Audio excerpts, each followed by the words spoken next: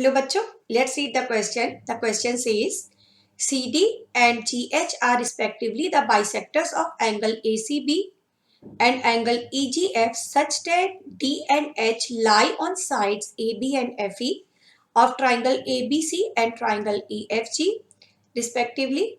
If triangle ABC is similar to triangle FEG, then show that CD upon GH equal to AC upon FG and triangle DCB is similar to triangle HGE. Triangle DCA is similar to triangle HGF। तो पहले तो हम दो triangles बना लेते हैं, diagram बना के स्टार्ट करते हैं क्वेश्चन।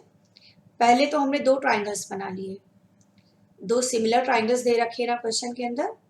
पहले हमने दो सिमिलर ट्राइंगल्स बना लिए। सिमिलर ट्राइंगल्स मीन्स उनका जो शेप है वो सेम होगा, साइज डिफरेंट हो सकता है। तो ये हो गया ABC और ये F हो गया, E हो गया, this is G।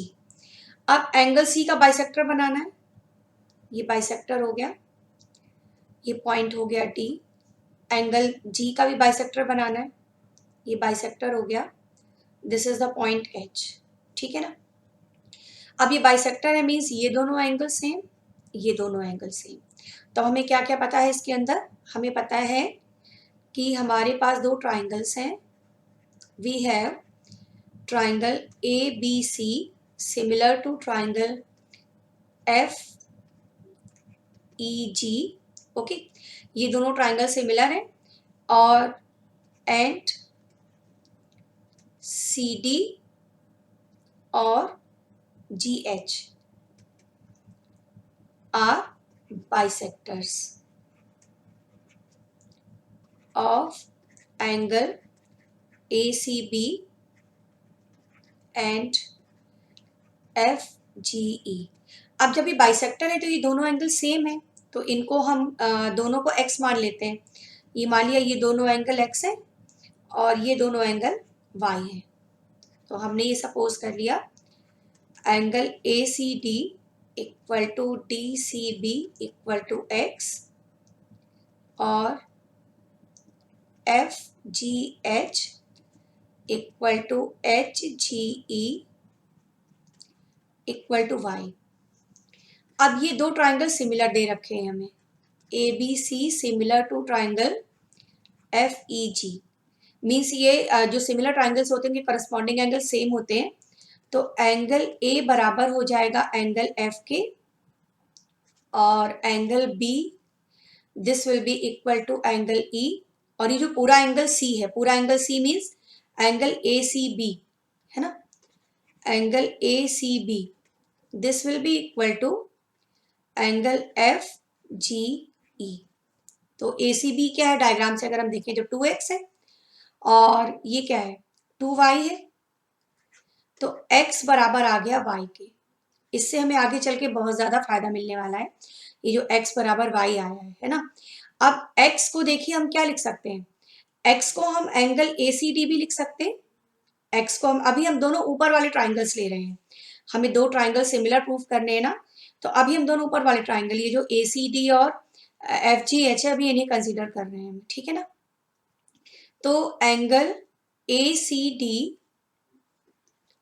Equal to angle FGH है ना। तो एंगल ACD और FGH सेम हो गए and also we have angle A equal to है एंगल F के, है ना। तो जब किसी भी दो ट्राइंगल्स के अंदर दो एंगल सेम हो जाते हैं तो देखिए क्या सिचुएशन बनती है। ए सिमिलैरिटी समझ लेते हैं पहले। मान लीजिए कोई हमारे पास दो ट्राइंगल्स हैं ABC और PQR। ये दो ट्राइंगल्स इस तरह से हैं कि इनके दो करस्पॉन्डिंग एंगल सेम है, मीन्स एंगल A सेम है P के और B सेम है Q के। जब दो करस्पॉन्डिंग एंगल सेम होते हैं तो इन दोनों ट्राइंगल्स को हम कह सकते हैं सिमिलर ट्राइंगल्स। ओके, तो हम ABC को सिमिलर कह सकते हैं PQR की। ये सिमिलैरिटी कहलाती है बच्चों AA सिमिलैरिटी। ओके, तो यहाँ पर हम ये दो चीजें देख रहे हैं ना, ACD और FGH बराबर हो गए और एंगल A और एंगल F बराबर हो गए। तो इन दोनों को यूज करके हम ये कह सकते हैं कि बाय AA सिमिलैरिटी ये ऊपर वाले जो दो ट्राइंगल्स थे मीन्स हमारे ट्राइंगल, एक बार देख लेते हैं ट्राइंगल कौन से हैं। ये ट्राइंगल DCA है ना, और HGF बराबर हो जाएंगे, सिमिलर हो जाएंगे। ट्राइंगल DCA और HGF, ट्राइंगल DCA सिमिलर हो गया HGF के। तो ये हमारा थर्ड रिजल्ट पहले प्रूफ हो गया, कोई दिक्कत नहीं, हमें तीनों प्रूफ करने हैं। तो ये थर्ड वाला रिजल्ट तो हमारा प्रूफ हो गया। अब इसकी हेल्प से देखिए हम कौन सा रिजल्ट प्रूफ कर सकते हैं। थर्ड वाले की हेल्प से आई थिंक हम फर्स्ट वाला प्रूफ कर सकते हैं। देखिए कैसे, जब ये दो ट्राइंगल हमारे सिमिलर हो गए, सिमिलर ट्राइंगल में करस्पॉन्डिंग साइड्स का जो रेशियो होता है वो भी सेम होता है। ठीक है, जब सिमिलर ट्राइंगल में करस्पॉन्डिंग साइड्स का रेशियो सेम है तो इसे हम इस तरह से लिख सकते हैं ना, करस्पॉन्डिंग साइड्स का ratio DC upon HG equal to CA upon GF equal to DA upon HF। ये है ratio of corresponding sides of similar triangles. ये सेम होता है इसीलिए हमने इन्हें इक्वल लिख दिया है ना। अब जो प्रूफ करना है उसको एक बार देख लेते हैं। हमें CD और GH चाहिए, AC और FG चाहिए। CD और GH, AC और FG, मतलब ये जो लास्ट वाला रेशियो है ना इसकी हमें ज़रूरत नहीं है, तो केवल फर्स्ट सेकंड लिख देते हैं। CD upon GH equal to AC upon FG। तो ये फर्स्ट वाला रिजल्ट हमारा प्रूफ हो गया है ना। यहां से ये फर्स्ट रिजल्ट प्रूफ हो गया। तो थर्ड हो गया, फर्स्ट हो गया, हमें सेकंड रिजल्ट और चाहिए।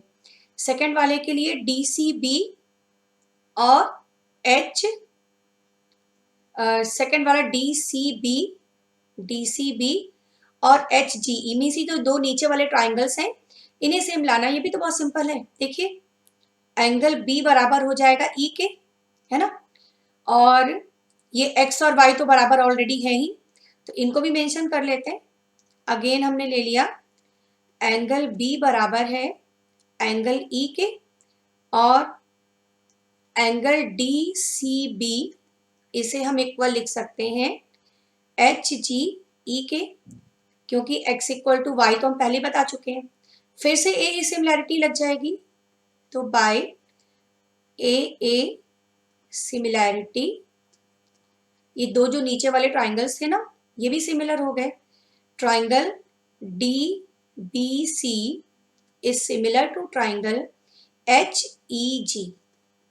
क्वेश्चन में देखें क्या दे रखा है, हमारा DBC और HEG आया है ना, DBC आया है हमारा, DBC, इन्होंने DCB लिखा है, कोई बात नहीं हम भी DCB कर देते, कल ऑर्डर ही तो चेंज करना है, या इसको हम ऐसे भी लिख सकते हैं ना, DCB is similar to HGE। दोनों तरफ हमने ऑर्डर चेंज कर दिए, HGE है लास्ट में। ये ऑर्डर का कोई फर्क नहीं पड़ता है, जो ऑर्डर है जैसे HGE, जैसे D के साथ H है तो D के साथ H होना चाहिए, B के साथ E है तो B की पोजीशन पर E होना चाहिए, C की पोजीशन पर G है तो C की पोजीशन पर G होना चाहिए। तो ऑर्डर हमने क्वेश्चन के हिसाब से अरेंज कर लिया आपने, तो ये हमारा फर्स्ट रिजल्ट भी हो जाता है प्रूफ। ओके, तो इस तरह से all the result we have proved with the help of a similarity. Hope you understand it well. Thank you.